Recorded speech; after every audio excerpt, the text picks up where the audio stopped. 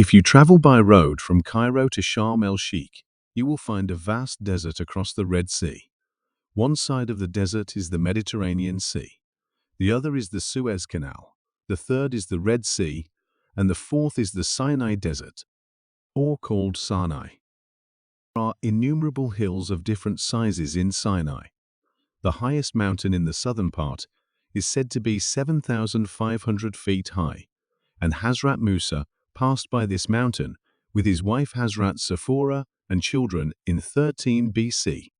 He, A.S. saw a fire on the mountain. He, A.S. had visited the mountain. He, A.S. saw a burning bush at the foot of the mountain. The Jews built a place of worship around this bush and started coming here to visit it every year. When Jesus came, this area was taken over by the Christian kings. The Roman Emperor Constantine built a small chapel, here in 365 AD. This chapel was called St. Catherine's because of a good lady of Alexandria. In 565, the Roman Emperor Caesar Justinian built a large monastery here, and this monastery still exists today.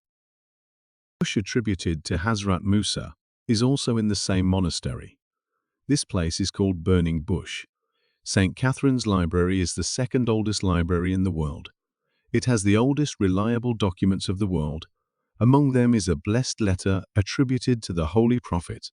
Christians call it the Testament Covenant of Prophet Muhammad, peace be upon him, while Muslims call it the Testament Covenant. This area was under the control of different Muslim caliphs in different periods of history, but whether the caliphs were the Rashidites, the Umayyad era, the Abbasid and Fatimid periods, the era of Sultan Salahuddin Ayyubi, or the Ottoman Caliphate, this church is of all types, safe from attack and free, respected by all Muslim rulers. This was due to the covenant of Rasulullah sallallahu alaihi wasallam. Ottoman Caliph Selim I conquered Egypt in 1516. He not only went to St. Catherine himself, but he also confirmed the covenant. Every year, St. Catherine would go, kiss the covenant, and issue her confirmation. All these confirmations are also in the church library. I agreed to visit her 4 times. This covenant, and why was it made? There are different traditions about it. According to one tradition, the guardians of St. Catherine came to Medina. The Prophet, PBUH, hosted them. The guardians expressed this fear before leaving. We are in danger when the Muslims become powerful. They will kill us and destroy our places of worship. He replied, you will be safe from me and my people. The custodian said, our tradition is that when we accept a confession from someone in a matter, we take it from him in writing. He immediately wrote the text, stamped his blessed hand on the paper, and handed over the document to them. They returned and displayed the text in St. Catherine's.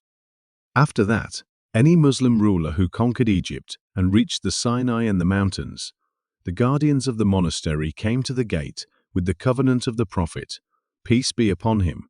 The conquerors kissed the covenant and returned there. It is the only place in the world which has not been under the control of any Muslim king due to this covenant. What was it? Now see its translation. This letter was written by the Messenger of Allah. May Allah bless him and grant him peace, Ibn Abdullah, who was sent by Allah as a representative to the creation, so that no evidence could be established against God. Indeed, Allah is almighty and all-wise. For those, this agreement is between us and those near us, the Arabs and the foreigners, the familiar and the strangers, and the Christians and the followers of Jesus. This letter is an oath, and whoever violates it will disbelieve. He will take the path of turning away from this order. The one who violates the agreement will be disobedient to God and his order. The king or common man who disobeys this letter, order, is entitled to the wrath of God. So, whenever Christian worshippers and monks gather in one place, whether it is a mountain or a valley, a cave or an open field, a church or a place of worship built in a house, surely we, Muslims, protect them. At their back, I, my friends and my followers, will protect the properties of these people and their customs. These Christians are my subjects and are under my protection. They are exempt from all jizya that others pay. They will not be forced, intimidated, disturbed or pressured in any way. Their judges will make their decisions. I am free. Their monks are free in their religious orders and their places of monasticism. No one has the right to rob them, destroy their places of worship and churches, and bring the objects in them, buildings, into the house of Islam. Whoever does so, he will not violate the oath to Allah and His Messenger. Peace be upon him. No jizya will be imposed on their judges, monks and guardians of places of worship, and no fine or illegal tax will be collected from them. Indeed, I will keep my promise to them, whether they are in the land or in the sea, in the east or in the west.